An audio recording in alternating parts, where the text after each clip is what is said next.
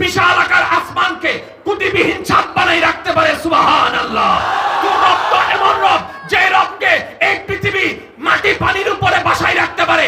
আরে বান্দা, তোর এত টেনশন কি? তুই একটা কাজ কর না, মনটাকে কন্ট্রোল করে, বিবেকটাকে শান্ত করে তুই বান্দা কোন রকম আমার হয়ে যা, আমার হয়ে যা, আমার হয়ে যা, আমার হয়ে যা, আমার হয়ে যা। তুই আমার হয়ে যা, আমি রব তোর হয়ে যাব, আমি রব যার হয়ে যাব।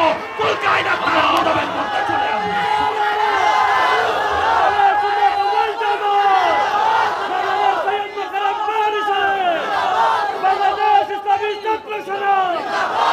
রাসূলের উম্মত, আল্লাহর বান্দা সবাই একবার বলেন সুবহানাল্লাহ।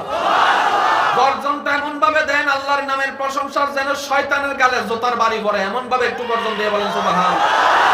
কারণ বান্দা যখন রবের প্রশংসা করে রহমান যেমন খুশি হয়। বেকার আপনি যখন আলহামদুলিল্লাহ বলেন, সুবহানাল্লাহ বলেন, তখন শয়তানের পেটে কামড়ানি উঠে। এবার জোরে জোরে বলেন সুবহানাল্লাহ। সিস্টেমটা সহজ, জটিল আমরা বানিয়েছি।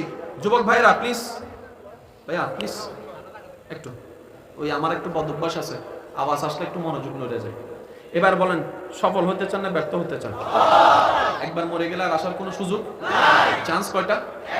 এবার আপনার সিদ্ধান্ত, এই সময়টাকে, এক সেকেন্ডটাকে, এক মিনিটটাকে তর্ক করে কাটাবেন, ঝগড়া করে কাটাবেন, মামলা দিয়ে কাটাবেন, ঠেলাঠেলি করে কাটাবেন, নাকি প্রেম ভালোবাসা দিয়ে, মহাব্বত দিয়ে নিজেও শান্তিতে থাকবেন, অপরকে শান্তিতে রাখবেন, এটা আমি আপনার বিবেকের উপর ছেড়ে দিয়েছি। তবে মনে রাখবেন, এই পৃথিবী আজ পর্যন্ত কোনো ঝগড়াটে মানুষ শান্তিতে আছে বলে এমন রেকর্ড পাওয়া যায়নি। আর একটু জোরে বলেন না।